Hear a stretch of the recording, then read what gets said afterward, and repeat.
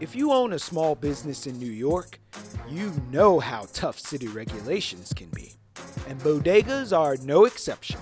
When they came in, they just gave us a fine for $6,000 in each store, so everybody got a fine.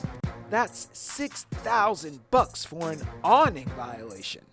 And what about all those bodega cats? We have two cats, Mother and Dora.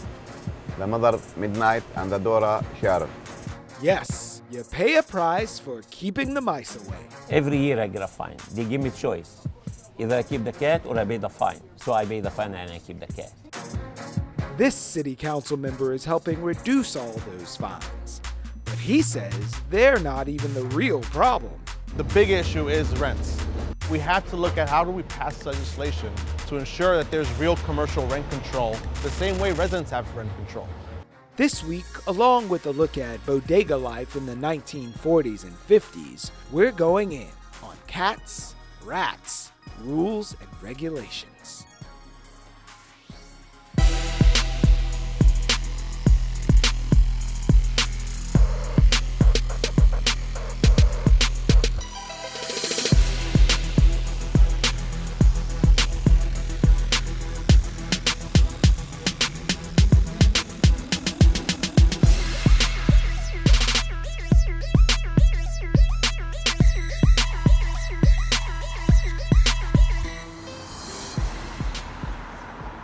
If we're talking American dream, being your own boss is second only to owning your own home.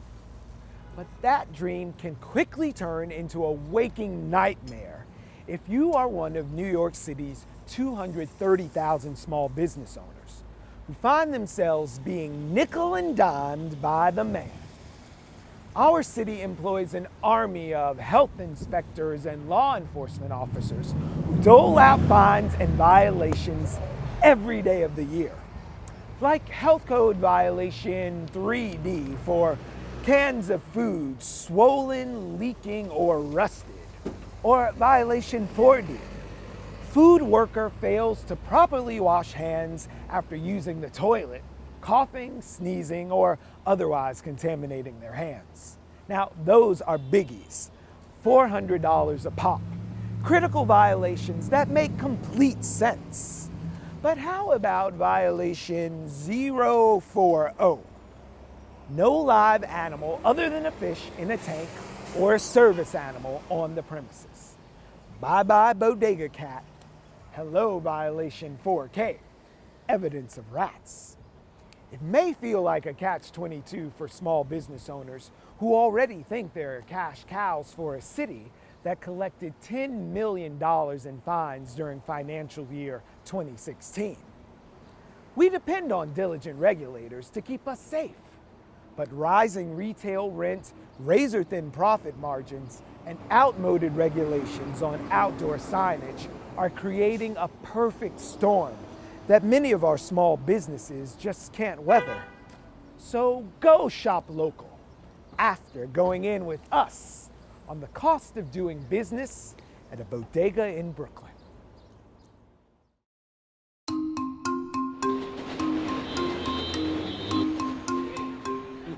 When they came in, they just gave us a fine for $6,000 in each store, so everybody got a fine. Some of the merchants contacted us saying they got fined for their awnings. And at first it didn't sort of surprise us that much. We do, respond to businesses around a variety of violations, but it just kept coming.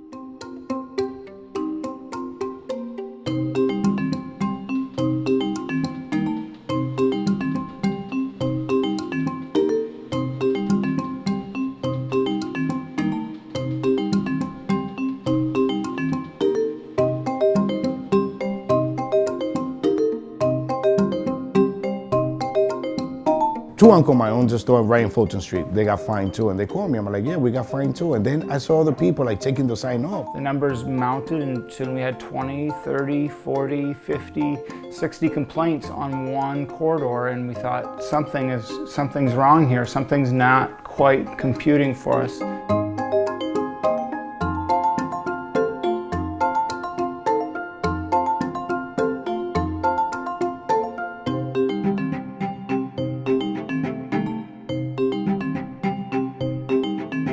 I thought that was really unfair for business owners, especially that we just barely making it here. The way things changing, things, it's a lot of pressure, and a lot of people close down because of this. Because rent is high, then you get a fine for $6,000. Electricity is super high. This is really, it's really bad for the low, small business. It's hard to get funding for the work that we do with the small businesses because it's such a different kind of work. So Cypress Hills Local Development Corporation started in 1983, and it was really started by local merchants actually and residents that really want to make this neighborhood better.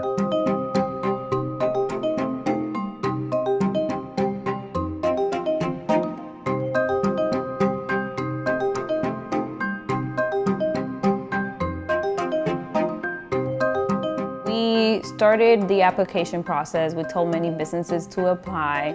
A good amount of them applied, more than 15.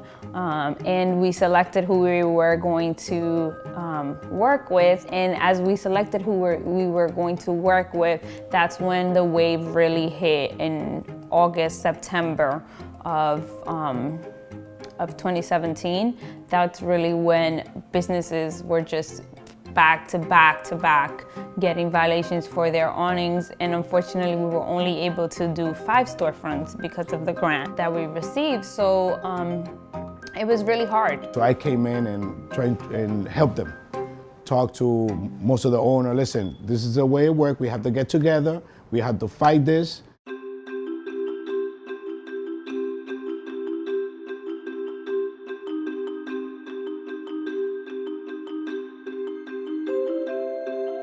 As the sudden uptick in violations came to the awareness of my colleagues, we quickly worked together to institute a 2-year moratorium on any sign violations. Businesses will not have to feel the burden of these unjust fines while we work on a comprehensive reform to end this unjust practice. There was one person involved in these 301 complaints, and we've learned that it was just for him to be able to do more business and be able to hang up more signs across the city.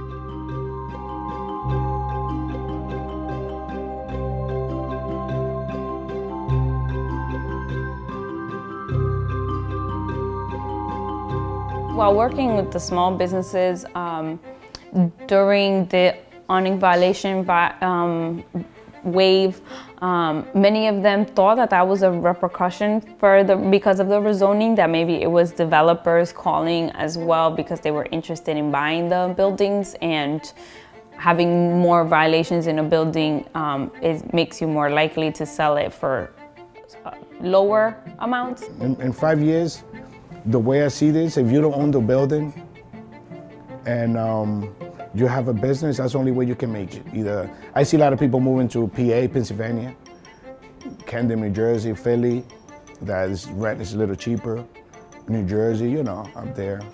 But it's changing, the neighborhood is changing a lot. It's changing a lot, just because of that, rent-wise.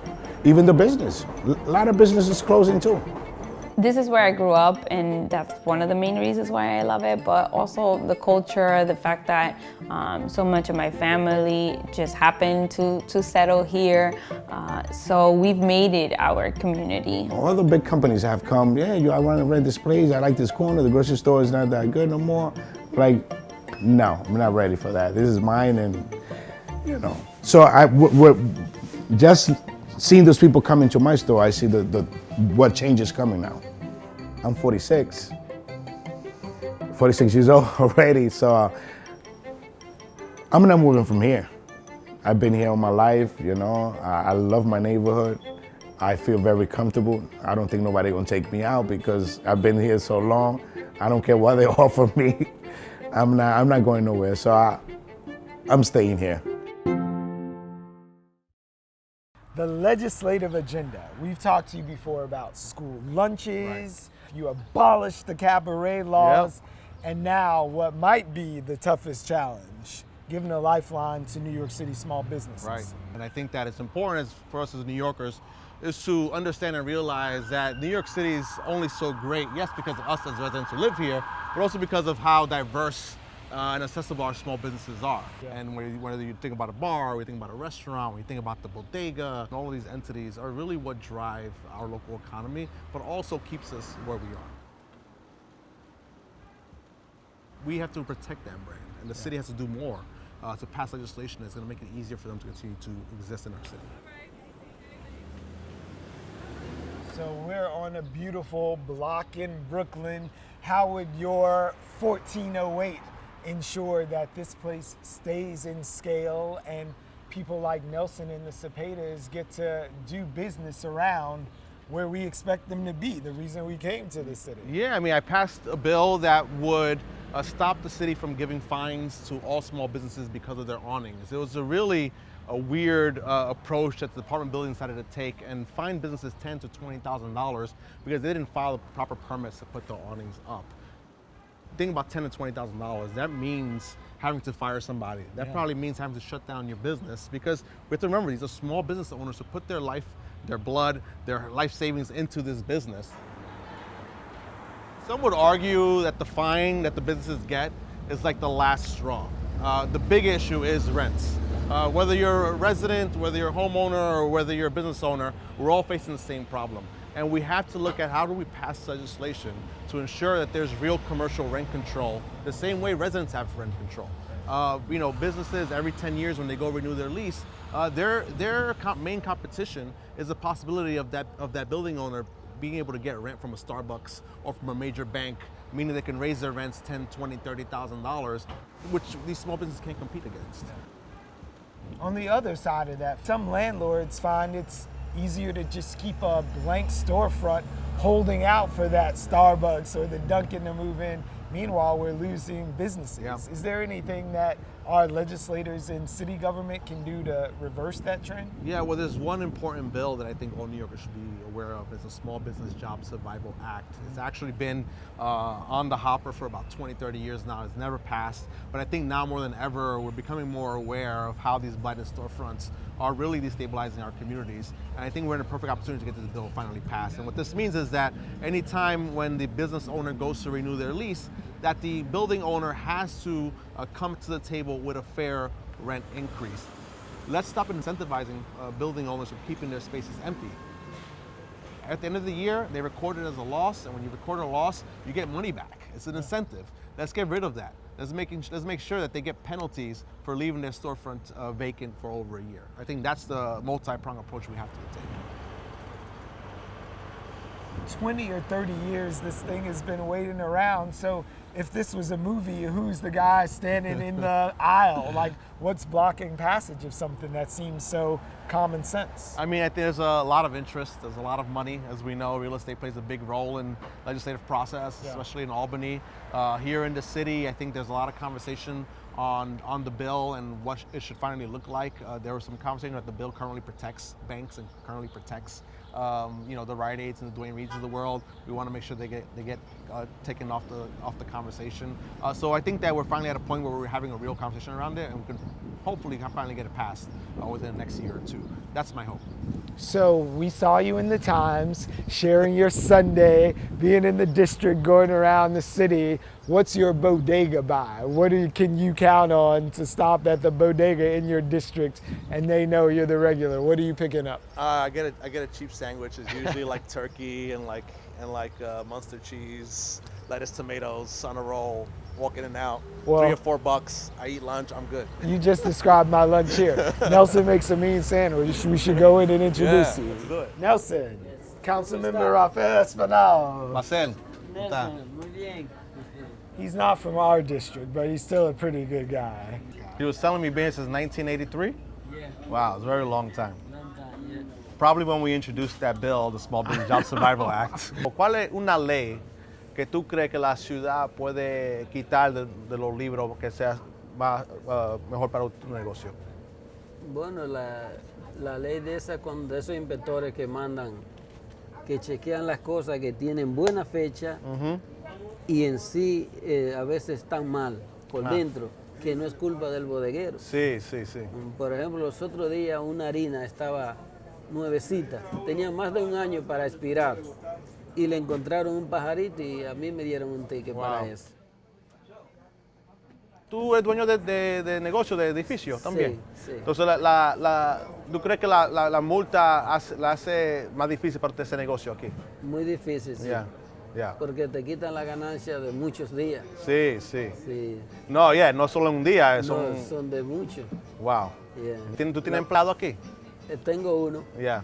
Y eso duele pagarle a ellos después si tú no Sí, tienes dinero. Exactamente, Yeah, sí. yeah. Y todo viene de un porcentaje pequeño de por ciento que uno gana, tú sabes. Yeah. Porque mucha gente no cree en eso. Yeah. Mucha gente cree que si tú vendes $500 son tuyos. Sí, no. Porque ellos creen que la mercancía te la regalan. Yeah. Y tú tienes que pagar por todo. Pagar por todo. Yeah. Sí. Que son como tal vez como 15, 25%. Exacto. Y de ahí para sacarle dinero para la luz, los empleados, seguro. Yeah. Es mucho gasto. Yeah. Nosotros había muchas bodegas cerrando por la renta que están La subiendo. renta. Oh, sí. ¿Verdad? La Eso- renta insoportable. Insoportable. Y muchos negocios cierran la puerta y ya Sí. no pueden. Se van con su lío. Yeah. Bueno, un placer, Nelson. Sí, gracias. Gracias a usted. Gracias a usted por venir Ok. por aquí. Sí.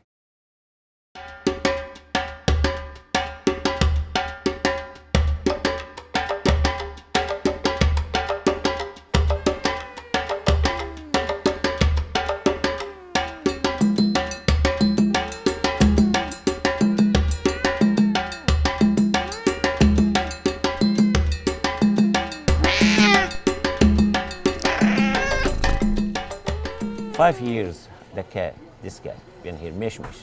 I have it since she's a little kid. My name is Mahmoud, and our store is a green food market. We've been here almost over 30 years. Neighborhood little bit changed, but we're still here. We provide the service. We take care of her. And she grew up here. She gets used to the people. She's nice to the children.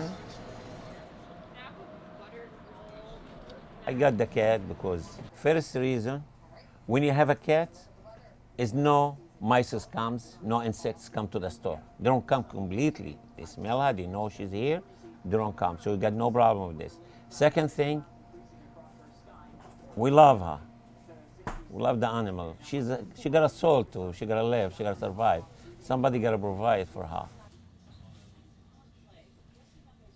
Yo siempre pienso que los animales conocen a la persona de acuerdo a la actitud de esa persona. Por ejemplo, yo he tenido gatos, a mí me gustan los gatos, y si ella reconoce que o siente en mí que yo siento amor hacia los gatos. En lo que yo he estado aquí yo nunca he visto una rata, pero siempre es bueno tenerlo por precaución, porque no siempre hay ratas en la tienda, pero es bueno tenerlo por precaución, ¿sabes?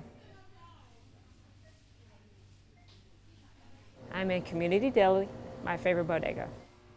I would be more comfortable with having my cat because I know my food hasn't been touched or contaminated by rats. She's like our baby. Everybody around here loves her. Porque es muy difícil controlar la cantidad de ratas que hay en esta ciudad. Sí. My name is Mike. We work in 133 Lafayette Avenue. We have two cats, Mother and Dora. The mother Midnight and the Dora Cheryl. You know, we get a lot of problem with the health department from the city, but you know, still we get like a lot of ticket, like $600, but we keep it for the customer. Every year I get a fine. They give me choice. Either I keep the cat or I pay the fine. So I pay the fine and I keep the cat. The fine go up every year.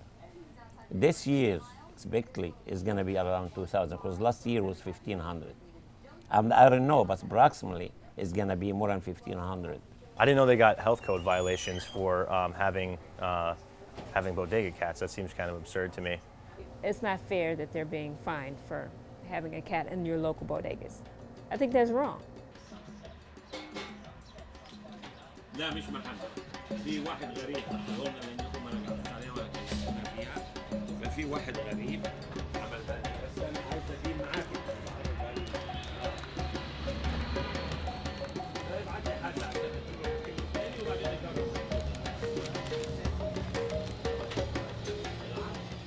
They say some people got an allergy. That's what they told me. Maybe some other reason, and the person explained it. He don't know how to say more than that. He told me. Some people got an allergy.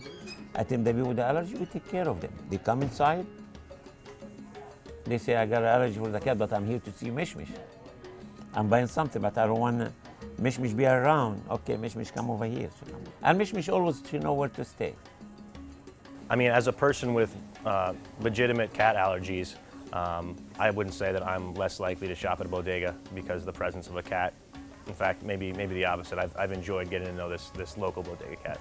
Health codes serve a purpose if it's for the betterment of the people, which I understand, but the cats serve a purpose because that's keeping our food safe and keeping the rats out of the stores.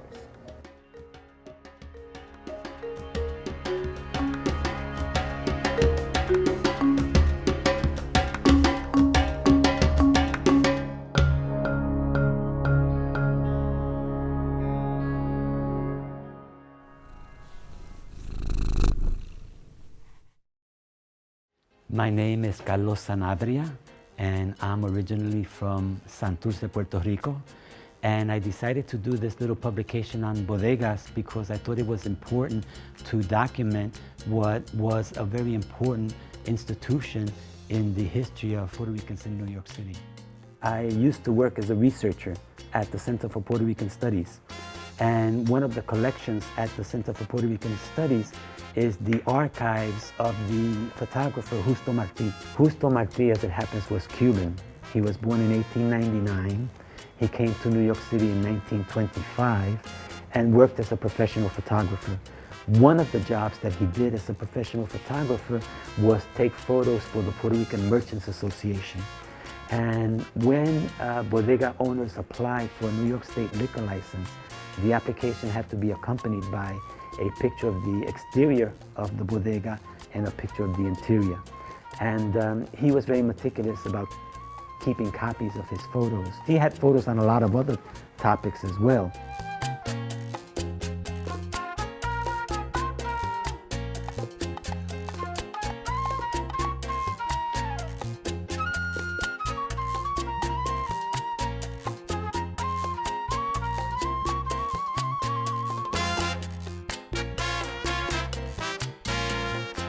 Many of the pictures of the interior show the people that were working in them. Many times there would be families. So there would be, a couple that would be working and as well as their children. And many of the stores, had the names of the towns in Puerto Rico that the owners came from.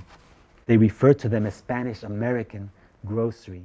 And although the word borinquen is sometimes used, and the term borinquen is the indigenous word for Puerto Rico.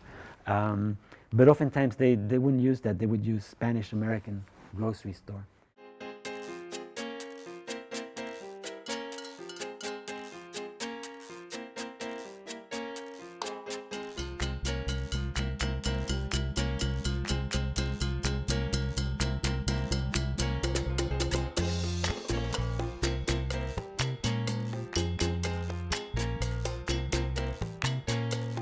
The word bodega, which is a Spanish word, has different meanings. In Spain, the word bodega is a reference to a wine cellar.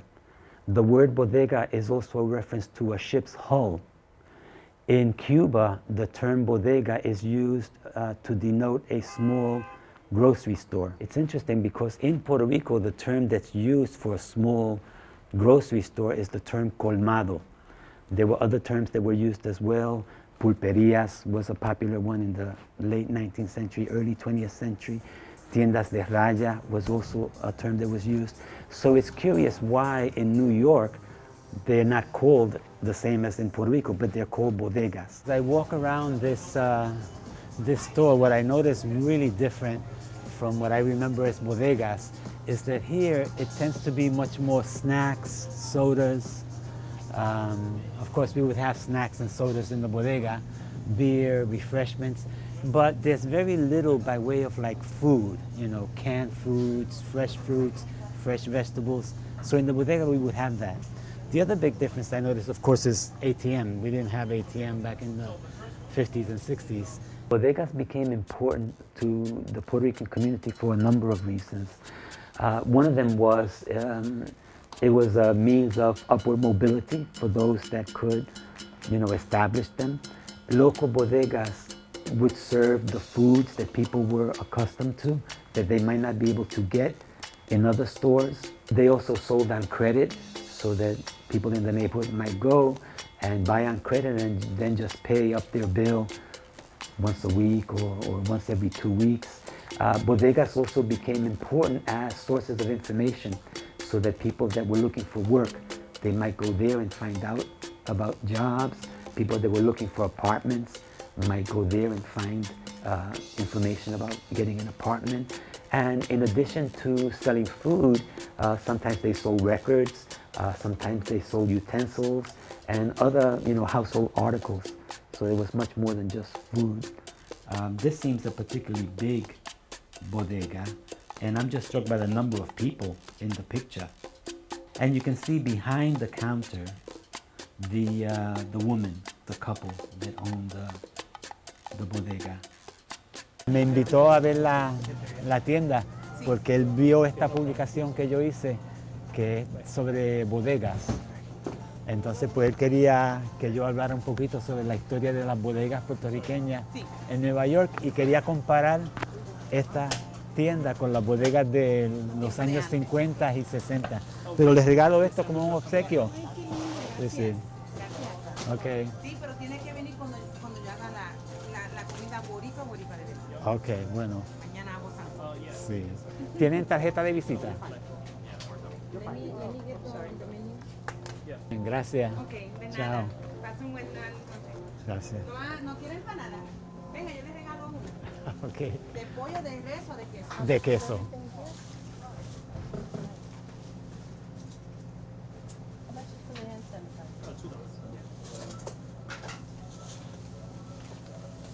Gracias. De nada. Okay.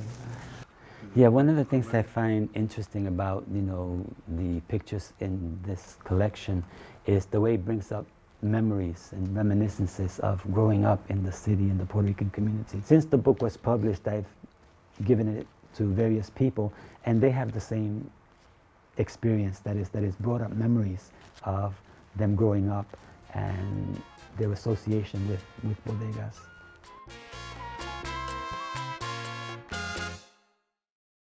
Thanks for going in with us on the cost of doing business at a bodega in Brooklyn. We hope you had a fine time.